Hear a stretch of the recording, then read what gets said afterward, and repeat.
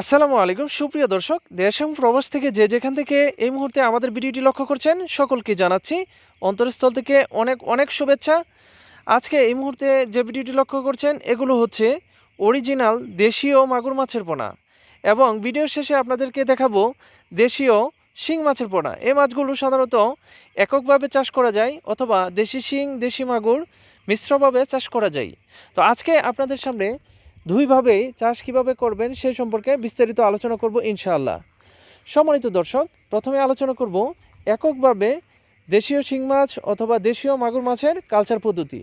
সম্মানিত দর্শক, আপনারা যখন দেশীয় মাগুর মাছ পুকুরে কালচার করবেন অবশ্যই পুকুরটা শুভ সুন্দর এবং প্রাকৃতিক আলো পড়ে সূর্যের আলো পড়ে এমন স্থানে নির্ধারণ করবেন। তারপর প্রতি শতাংশে 300 থেকে 400 পিস পোনা মজুত করতে পারবেন। এই মাছগুলো যে মাছগুলো লক্ষ্য করছেন এই মাছগুলো কেজিতে 200 থেকে 300 পিস। তবে সবথেকে ভালো হয় ক্যারিংয়ের ক্ষেত্রে 1000 লাইনের অথবা কেজিতে 500 পিস। এই মাছগুলো যখন মজুত করবেন তখন মাত্র 4 থেকে 5 মাসেই বিক্রিযোগ্য হয়ে যাবে। এই মাছগুলো সাধারণত প্রথম অবস্থায় ফ্লোটিং ফিড খাবে, যেমন খাদ্যের সাইজ থাকবে 0.5 mm অথবা 002। অনেকেই জিজ্ঞেস করে থাকে, ভাই কোন কোম্পানির খাবারটা খাওয়াবো? তো এই বিষয়ে আমি বলবো, ভাই আমি তো কোনো কোম্পানিকে সাপোর্ট করি না। তো আপনারা যারা যেখানে ডিলারশিপ যেখানে যেটা থাকে ওইটাই খাওয়াবেন। যেমন আমাদের এদিকে অ্যাভেলেবেল রয়েছে মেগা কোয়ালিটি অথবা এসিআই।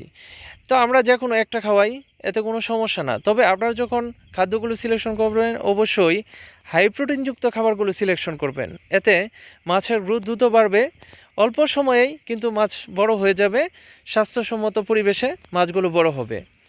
সম্মানিত দর্শক, এখন দেখছেন দেশীয় শিং মাছের পোনা। এই মাছগুলো এ গ্রেটের, দেখেন মাছগুলো কত সুন্দর সাইজ। মাছগুলো খুবই কালারফুল, রেড কালার। এই মাছগুলো আমরা সেল দিচ্ছি পিস হিসাবে।